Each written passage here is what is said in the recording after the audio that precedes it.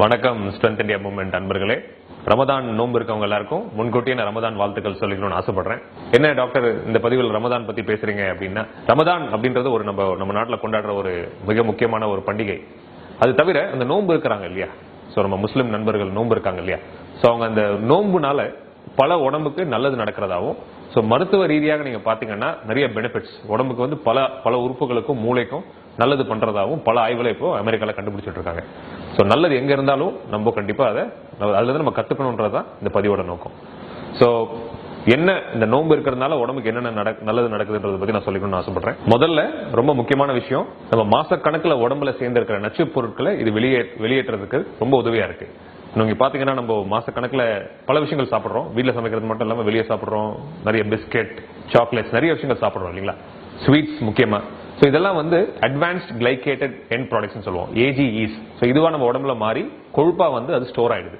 So இந்த AGEs எல்லாம் வெளியே போறதுக்கு இந்த 16ல இருந்து 18 மணி நேரம் ஃபாஸ்டிங் ஒரு மாசம் பண்றதுனால இது வந்து அந்த ஃபேட், அந்த கொழுப்புகள் பிளஸ் இந்த நச்சு பொருட்கள் எல்லாம் வெளியேறதுக்கு ரொம்ப உதவியா இருக்கிறதா அமெரிக்கால ஒரு ஆய்வு வந்திருக்கு.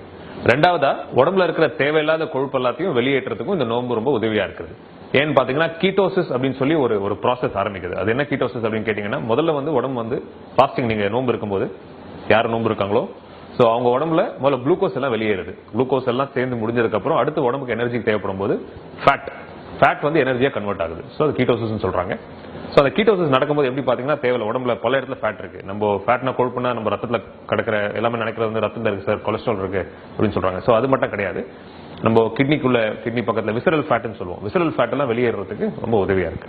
மூணாவதா, நேச்சுரலாவே நம்ம உடம்புல பிளட் சுகர் லெவல்ஸ், அதாவது அந்த ரத்த சக்கரை அளவுகள் சொல்றாங்க இல்லையா, பிளட் சுகர் பேஷண்டா இருக்கட்டும், சுகர் பேஷண்ட் இல்லாதவங்களுக்கும் சரி, பொதுவா அவங்க ரத்தத்துல இருக்கிற அந்த சக்கரை அளவை நேச்சுரலா குறைக்கிறதுக்கு இந்த நோன்பு ரொம்ப உதவியா இருக்கு.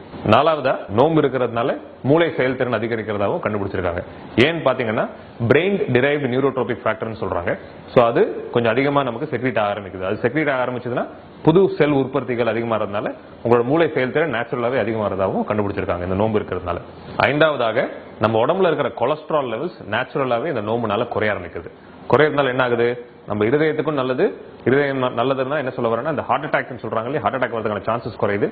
பிளஸ் பக்கவாதம், ஸ்ட்ரோக்னு சொல்றோம், இந்த கொலஸ்ட்ரால் அதிகமாக ஸ்ட்ரோக் வரதுக்கு வாய்ப்பு இருக்கு. அதுவும் வரதுக்கான வாய்ப்புகள் குறைய ஆரம்பிக்குது நோன்பு இருக்கிறதுனால.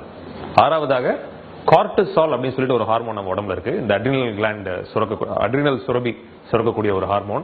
சோ இது வந்து நம்ம உடம்புல ஸ்ட்ரெஸ் அதிகமா இருந்துச்சுன்னா கன்சிஸ்டன்ட் அந்த கார்டிசால் ஹார்மோன் உடம்புல அதிகமாவே இருக்கும். சோ அதிகமா இருந்தா என்ன ஆகுதுன்னா, உடம்புல பல பிரச்சனைகள் வருது. தலைவலி, உடல் வலி, உடம்புக்குள்ள பல இடத்துல வீக்கங்கள், பல பிரச்சனைகள் சொல்லிக்கிட்டே போலாம். சோ இந்த நோன்பு இருக்கிற டைம்ல வந்து இந்த கார்டிசால் லெவல்ஸ் வந்து உடம்புல நேச்சுரலாவே கம்மியா இருக்கிறதாவும் பல பதிவுகள் இப்ப வந்துட்டு இருக்கு. சோ இந்த பதிவு மூலமா நம்ம ரம்ஜான் நோன்பு இருக்கிறதுனால உடம்புக்கு என்னென்ன நல்லது வருதுன்றதை நம்ம புரிஞ்சுக்கிட்டோம்னு நினைக்கிறேன். நன்றி, வணக்கம்.